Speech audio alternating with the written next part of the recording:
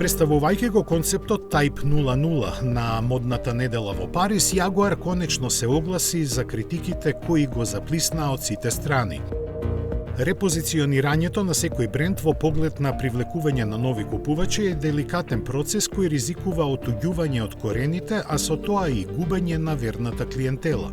Во поглед на тоа, извршниот директор на компанијата Roudon Glover проценува дека само 15% од нив би се одлучиле за набавка на модел од идната гама, но и дека немаат проблем со тоа.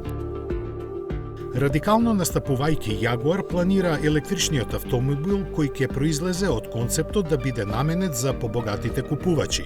На тој начин, со помал обем на производство ќе се соберат поголеми приходи.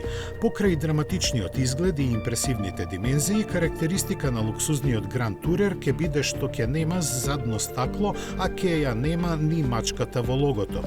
Како и да е, се чини дека со опаѓањето на продажбата за 80% во последниве 5 години, Јагуар едноставно немаше избор.